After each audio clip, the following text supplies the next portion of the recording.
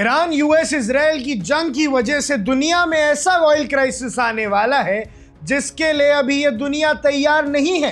Straight of Hormuz के बाद अब बाब एल मंडेब भी हो सकता है बंद। जी हां दर्शकों, मिडिल ईस्ट में ईरान, अमेरिका और इजराइल की कॉन्फ्लिक्ट के बीच अब एक नया मोड़ आ गया है और इसे ग्लोबल इकोनॉमी और ट्रेड चेन्स पर सीरियस इंपैक्ट पड़ने की पॉसिबिलिटी है। क्या है हाउदी की आखिरी चेतावनी और यमन का रोल? यमन के हाउदी रिबेल्स ने अब वार्निंग दी है कि वो बाब एल मंडेब स्ट्रेट को भी ब्लॉक कर सकते हैं और हाउदी लीडर अब्दुल मलिक अल हाउदी ने कहा है कि उनके फोर्सेस फुल्ली प्रिपेयर्ड हैं और जरूरत पड़ने पर वो इमीडिएट रिटेलिएटरी एक्शन ले सकते हैं। अगर कॉन्फ्लिक्ट एस्केलेट होती है तो ये ईरान पर प्रेशर बढ़ता है तो हाउदी भी एक्टिवली इन्वॉल्व हो सकते हैं। यानी ईरान के साथ अब यमन भी खड़ा है और अब एक नहीं दो स्ट्रेट्स को रोक दिया जाएगा ताकि दुनिया में तेल की किल्लत हो जाए और यमन अब कंधे से कंधा मिला के ईरान के साथ खड़ा है। ईरान और हाउदी का कनेक्शन क्या है, आइए आपको समझाते हैं।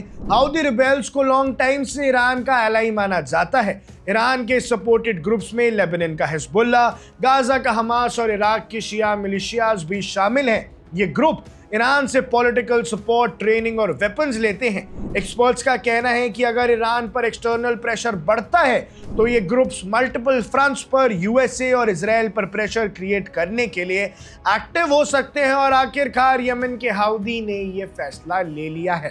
अब बाब एल मंडेब स्ट्रेट की भी इंपॉर्टेंस आपको समझाते हैं।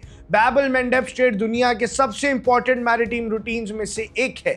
इसका नाम अरबिक में गेटवे ऑफ टीयर्स का मीनिंग रखता है, यानी ये रेड सी को गल्फ ऑफ एडन और इंडियन ओशन से कनेक्ट करता है।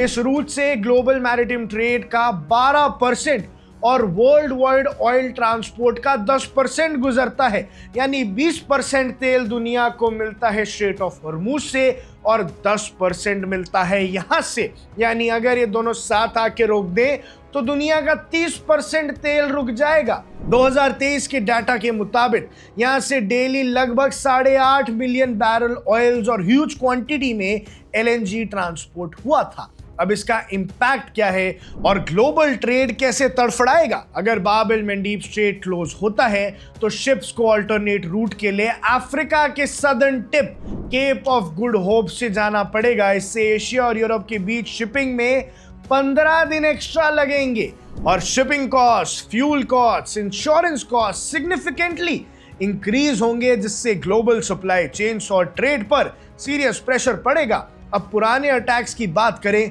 तो हाउदी रिबेल्स ने पहले भी रेड सी में शिप्स को टारगेट किया है। 2014 के बाद जब हाउदी ने सना और यमन के कोस्टल एरियाज को कंट्रोल किया, उनका इन्फ्लुएंस रेड सी के शिपिंग रूट्स में स्ट्रांग है।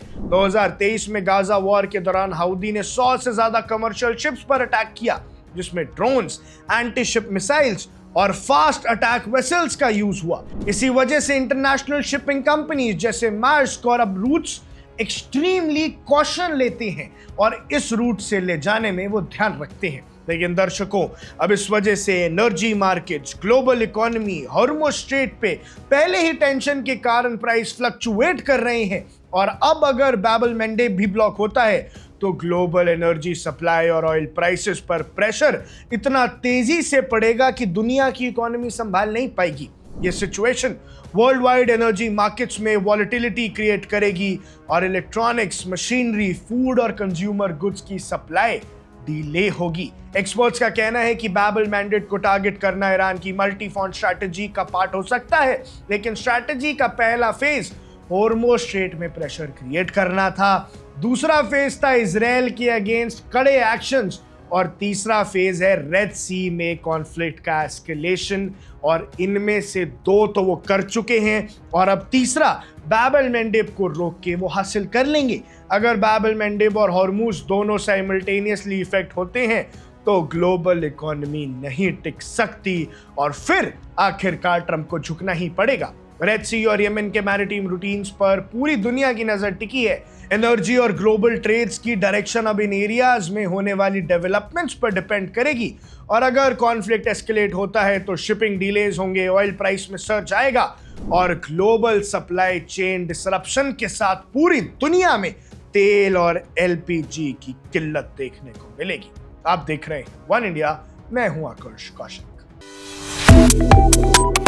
Subscribe to One India and never miss an update. Download the One India app now.